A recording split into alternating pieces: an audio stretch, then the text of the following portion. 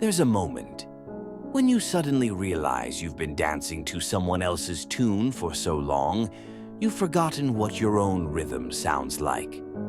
Maybe it happened during an argument. Maybe it was in the silence after a phone call, or maybe it was when you found yourself apologizing for something you weren't even sure you did wrong. Tonight, we're going to explore something that lives in the shadows of our closest relationships, something that whispers in the language of love, but speaks in the currency of control.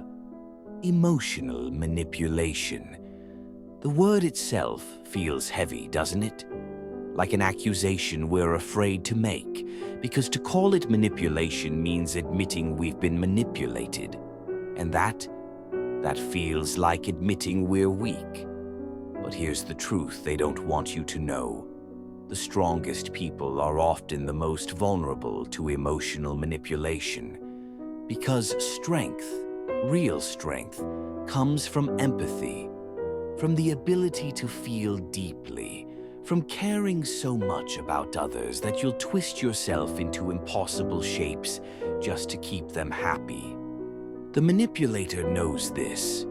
They can smell your compassion like a predator smells fear. Let me tell you about Sarah.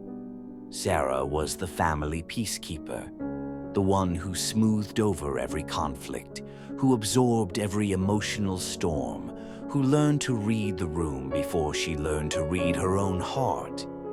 When her mother was angry, Sarah became smaller. When her father was disappointed, Sarah became perfect. When her brother was struggling, Sarah became his savior. By the time Sarah reached adulthood, she had become a master at anticipating everyone's needs, except her own. Sarah's story is our story, because somewhere in the architecture of our earliest relationships, we learned that love was conditional, that approval had a price, that peace was more important than truth. And the manipulator, they learned this too. But they learned something else. They learned that your need for harmony was their pathway to power. Emotional manipulation isn't always the dramatic, obvious kind you see in movies. It's not always the screaming, the threats, the obvious cruelty. More often, it's subtle. It's the sigh that says, "I'm disappointed, but I won't tell you why." It's the compliment that comes with a hidden barb. It's the love that arrives with conditions you never agreed to. It's the way they make you feel grateful for the very thing they should be giving freely. The manipulator operates from a simple principle. They understand that you want to be good. They know you want to be loved, to be seen as worthy, to be the person who does the right thing. And they weaponize that goodness against you. They create a game where the rules keep changing, but you're never told what the new rules are. You're always playing catch-up, always trying to figure out what you did wrong, always walking on eggshells that they scattered in your path. But here's what they don't want you to realize.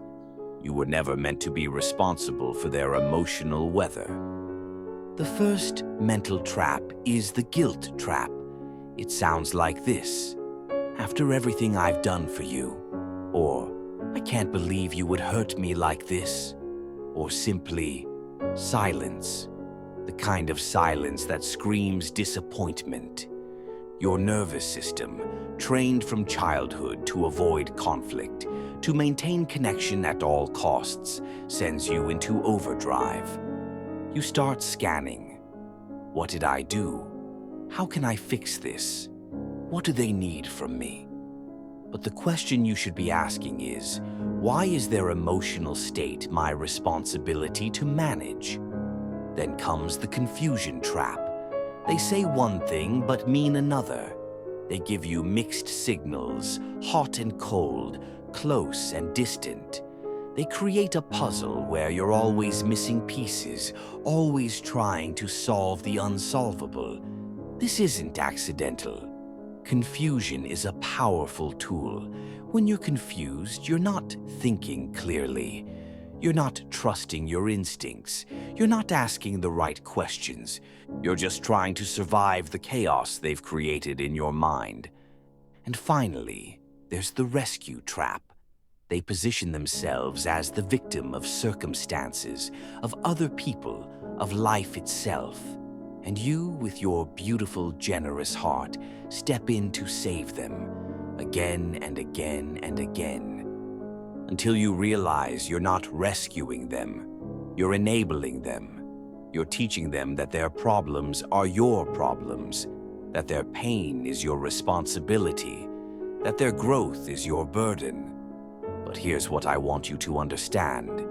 You cannot love someone into wholeness. You cannot care someone into change. You cannot sacrifice yourself into their healing. The path to freedom begins with a single radical act. You stop trying to manage their emotions and start honoring your own. You start asking different questions.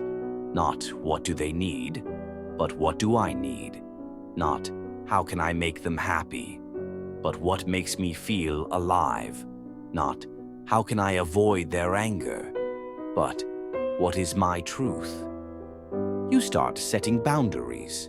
And boundaries, real boundaries, feel scary at first because the manipulator has taught you that boundaries are selfishness, that saying no is cruelty, that your needs are secondary to their comfort. But boundaries aren't walls, they're gates. They have hinges. They can open and close.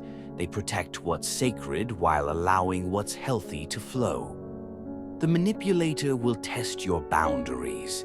They'll push, they'll guilt, they'll rage, they'll withdraw. This is not a sign that you're doing something wrong. This is a sign that you're doing something right.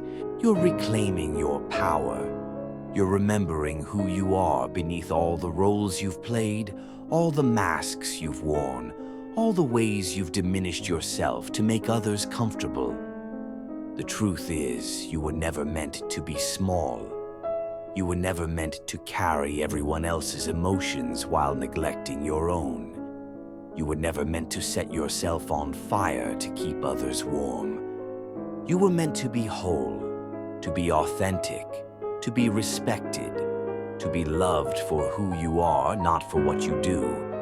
And sometimes the most loving thing you can do is to stop participating in someone else's dysfunction, to refuse to dance to their manipulative tune, to trust your own rhythm even when it sounds unfamiliar.